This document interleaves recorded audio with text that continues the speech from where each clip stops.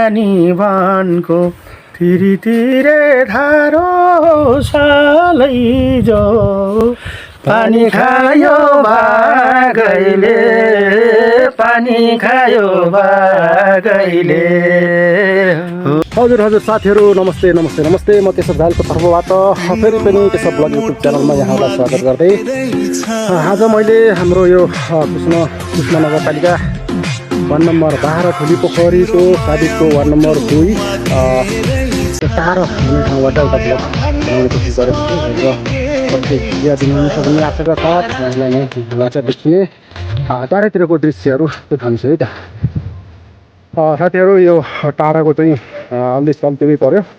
टाढा यतापट्टि टाढा यो सबै एयर बस्तीहरू हो यो टाढाको यहाँबाट चाहिँ यता माथिपट्टि पोखरी त्यसै गरी यतापट्टि अर्किकोट माथि चाहिँ पोखरीको डाँडा चाहिँ देखिने रहेछ यहाँबाट। त्यसै गरी यतापट्टि यो चाहिँ डाँडाघर माथिल्लो डाँडाघर पऱ्यो। यस्तो नै बाटो गइरहेको छ। यो पुस्मा पनि यहाँबाट निकै नजिक पुस्मा देखिने रहेछ। पुस्मा एकदम राम्रो देखिने रहेछ यहाँबाट। ल हेर्नु साथीहरू पुस्मा जुन बाटो हेरौँ यस्तो देखिने रहेछ पुस्मा बजार माथि पलेवा। त्यसै गरी अझ माथि देखिएको छ यो बाग्लुङ हल्का कुहिरो धमिलो देखिएको छ सायद घामले होला यस्तो रहेको छ साथीहरू। हेर्नुहोस् यतापट्टि चाहिँ यो डाँडो पर चाहिँ शङ्कर पोखरीको यसलाई पुर्कोट भन्छन् यो डाँडालाई। यो डाँडो देखिएको डाँडो पुर्कोट पऱ्यो। यतापट्टि चाहिँ हेर्नुहोस् यहाँबाट यो जुन बाटो देखिएको छ यो मोटर बाटो सर्व गयो भनेदेखि सिधा हामी चाहिँ सालबारी गइन्छ। त्यसै गरी यतापट्टि चाहिँ खाटखान पनि नजिकै देखिने रहेछ। डरेको डाँडा लगायत सबै यहाँबाट एकदम क्लियर देखिने रहेछ। त्यसै गरी यतापट्टि चाहिँ बलेवा डाँडो सब राम्रो देखिने रहेछ। ल हेर्नु साथीहरू हिमाल पनि देखिएको छ यहाँबाट। हिमाल त्यति क्लियर त देखियो होइन, थोरै जुम गरौँ यस्तो देखिएको छ हेर्नुहोस्। यतापट्टि चाहिँ सर्व लगाएर यति बेला चाहिँ कामको मासु छ, कतै गाउँ छर्ने कतै तोरी छर्ने मासु छ। त्यो भएर गाउँमा त्यति साह्रो मान्छेहरू पनि छैनन्।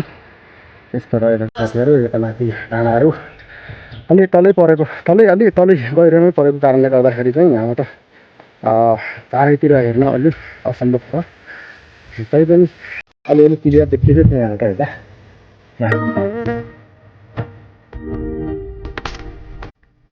यहाँबाट चाहिँ दुब्लुङ पनि देखिँदो रहेछ। बिरियाङ बनाउनु लेसपार सब जग्गाहरू देखिने रहेछ यहाँबाट। चौतारो आएको घोडा यो अहिले सर्फसँग आएँ माथि फेरि पोखरीबाट यतापट्टि टाढाको गाउँहरू भइहाल्यो रहेको छ। घामले टल्केको हजुर साथीहरू फेरि घामले टल्केको छ अहिले चाहिँ। अलि बिहान आएको भएर क्लियर साइड देखिन्छ होला। घाम लाउने बेलामा चाहिँ यहाँ अझ राम्रो देखिन्छ होला। अहिले चाहिँ टाढाबाट आएको निकै लामो समय पछाडि म त्यो टाढातिर झरेँ र यहाँबाट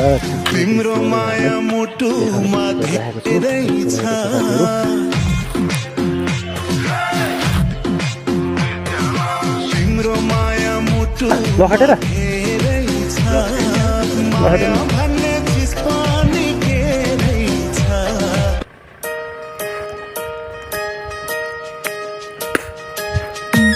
हेर्नु साथीहरू धेरै वर्ष पछाडि लगभग 20-25 वर्ष पछि भेटेर एकदम मेरो चाहिँ एकदम मिल्ने साथी दिपक स्कुलको साथी। ऊ त चाहिँ हाम्रो बाबुदाई हुनुहुन्छ।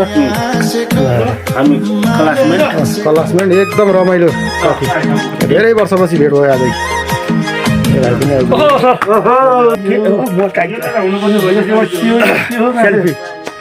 एउटा साले जो हान्न पानी हुन्थ्यो भनौँ त। पानी बनको तिरी तिरे धारो सालै जो पानी खायो बागैले पानी खायो बागैले हो बेलाउती काँचो ख्याल होइन साँचो सालै जो पानी खायो बागैले पानी खायो बागैले। गीदै र गाउन स्वरैमा छैन सालै जो घुमाइदेऊ र गइले घुमाइदेऊ र गइले हो पहेँलो पटुकी चौबन्दी चोली बसेछ पिराती नहाँसी नबोली पहेँलो पटुकी चौबन्दी चोली बसेछ पिराती नहाँसी नबोली हे बसेछ पिराती नहाँसी नबोली ल ल धेरै खुसी लाग्यो ल